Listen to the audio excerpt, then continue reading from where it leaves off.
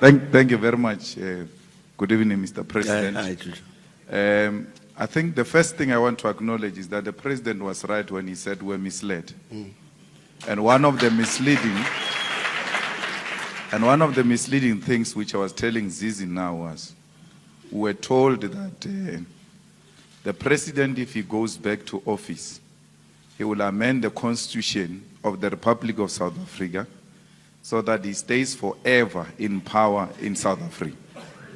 The second one was that he's concocting charges against President Zuma.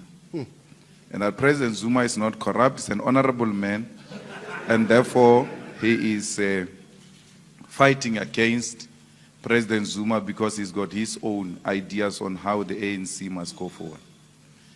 And thanks God, we lived to see for ourselves that no one was actually concocting charges against Zuma. Zuma was corrupt himself. And even when they left the office, the people who were concocting charges against him, he still got new accusations in the absence of those who were alleged to be concocting charges against him. So we've realized much more later that we're actually misled. The question which, Mr. President, you need to deal with is the issue of corruption. You can say all good things here.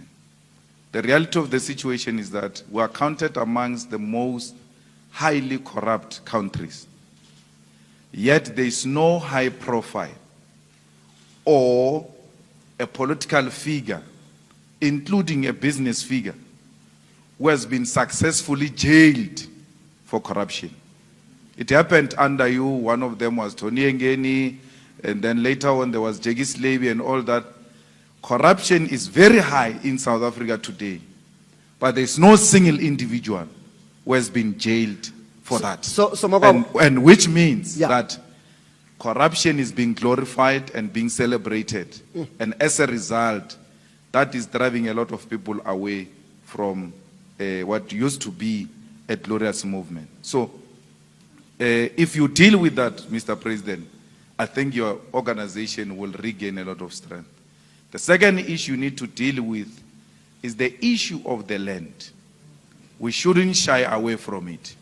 The land is in the hands of the minorities, and we know, and you know that history better than me. And we have agreed that willing buyer, willing seller is not working. Mr. President, the policy of willing buyer, willing seller, which you adopted, it was going to be good if our people had money, they will buy. But even when our people have money, Mr. President, and there is no willing seller, they won't buy. Because there must be a willing seller to be the willing buyer. So you don't have the money, you cannot buy. Okay. Even when you have the money, there is no willing seller. Therefore, the land remains in the hands of the minorities. So we need a much more genuine, radical program to redistribute the land. Thank you. Thank you. All right. So I need guidance on news, né? Right? Because I really want to give the President time to respond properly. I should continue. Am I good? Excellent. Well done, team. Mr. President. Corruption, we can't debate that.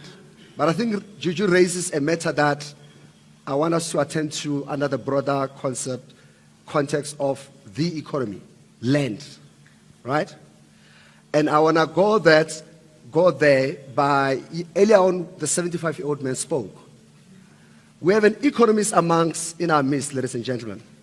Master of Economics, President Mbeki. Technical recession.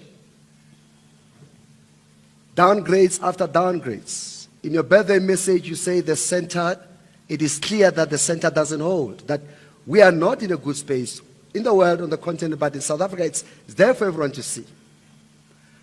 Let's go to the land question, and we'll address quite a few things around your own view around the policies that you led. The ANC, yes. Juju is correct. Yes. We have to discuss very seriously Yes. the land question. Yes, sir. The EFF has come to certain conclusions about the land question, which is stated. Right. I would start somewhere else. I would say let's discuss it seriously. Please. For instance, what the Freedom Charter says, and again Julius will know this, it says the land shall be shared among those who work it. Why was it phrased like that? I don't work the land. I live here in Johannesburg. It says the land shall be shared among those who work it. If you said to the ANC, go back to the Freedom Charter and act according to what the Freedom Charter says, it would say, not what Julius has just said, it would say, okay, we therefore need to make sure that the land is shared among those who work it. Who works the land? Is the farm workers, the farm owners, and the people in the rural areas, including where there's this communal land. These are the people who work the land, according to Freedom Charter. What do we do about that? It's not the answer, Julius, if I understood you correctly, that's not the answer that the EFF is looking for. It's looking for something else. Or it could add that those who... Therefore, that's why I'm saying... Who's in charge here? Therefore, that's why I'm saying that, Juju, my view is that where I would like to start is a very serious discussion about this issue, about the land question. There is a very urgent issue that we need to deal with, which is urban land. And indeed, there is nothing in the law or in the Constitution or anywhere which would prohibit a government from expropriating land, urban land, for urban settlement, for human settlement. None. So, and you see the squatter camps growing up all over the place. And these land problems arise and people get evicted and so on. But it's clear that we've got need for urban land, and so why does the government take the land? Why didn't your government take the land? Indeed, you may very well ask that question, why didn't we take the land? Again, you come back to the issue that Julius was raising. But I'm trying to avoid a discussion on this because it's bound to be very limited. As Julius was saying, we adopted this principle of willing buyer and willing seller. Incidentally, I must say, it's not in the Constitution. It's not a constitutional imperative. I hear people saying, amend the Constitution, I don't know what for. Because it doesn't, the Constitution, even in terms of, except to the extent of, it talks about expropriation without compensation, which the Constitution would be against. But I'm saying that it's because we took that position. It was related is related to many things, given you are trying to mislead us into discussing something we shouldn't. South Africa belongs to all who live in it, black and white. Freedom Charter, Constitution. Consequence, let's try and treat with the matter of reconciliation.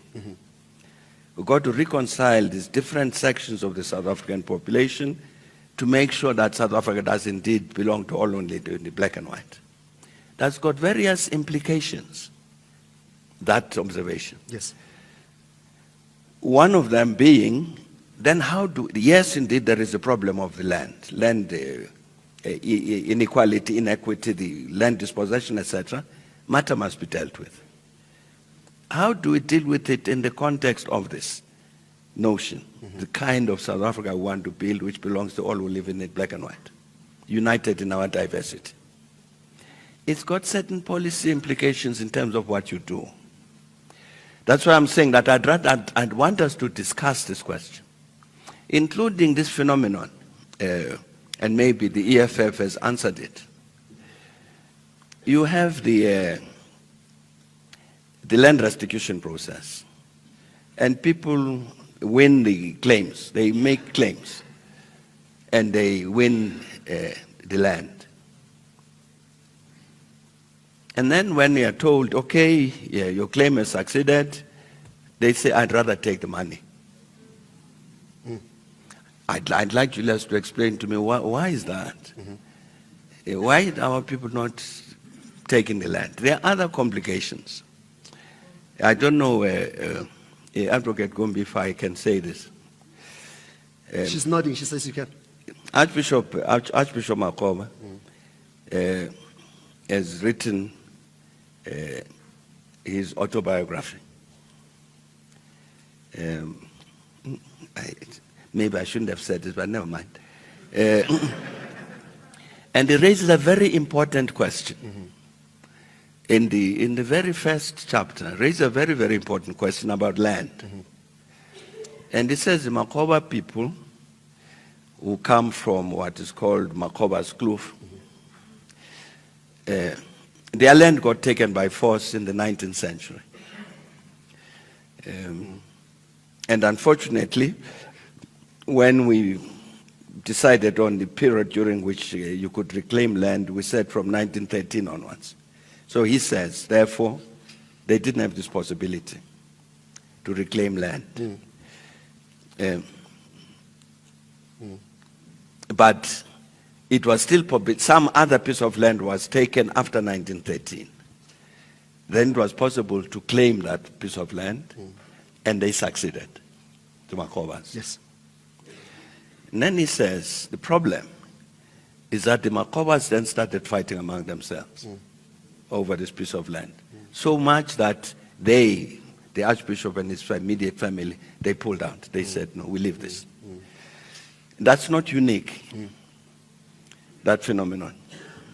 So let's discuss this question properly, in detail, without the slogans.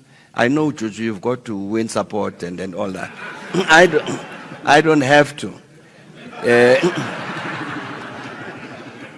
Let's deal with the question. I agree entirely, absolutely entirely with the land question. But let's deal with it properly.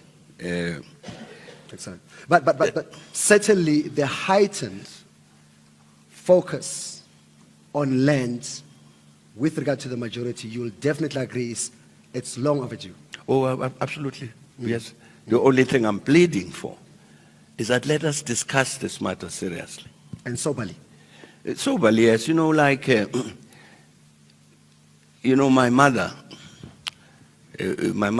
stayed in a village there in the Transkei, overlooking the immediate villages, huge tracts of fallow land.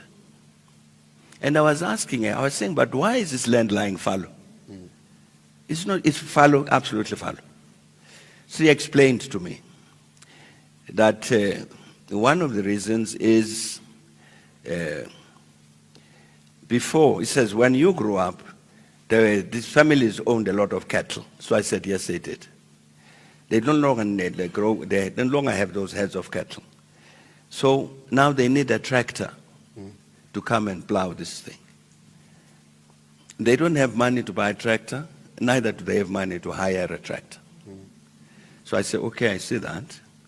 Then she says, then what's happened, when you grew up, there were heads boys who looked after this cattle so that the cattle would not wander into the fields and eat up all of this maize. I said, yeah, that's right. She says, all the heads boys are now at school. So that even if you were able to plow here, there is nobody to chase away the goats because the children are at school. Yeah. So what therefore you need, she says, first of all, you got to these open fields that you're looking at, you got to fence them. And these rural people, they don't have the money. Number two, you've got to hire a tractor for them so that it can come and plow this thing and so on. She says these are some of the reasons that these lands are lying fallow. Okay. Now, when we therefore discuss the land question, we must get down to that kind of detail. That level of detail. What is it that we do? What is it that we do to... Beyond pronouncements, beyond policy implementation. I want to go to to calls. We have asked, Mr. President,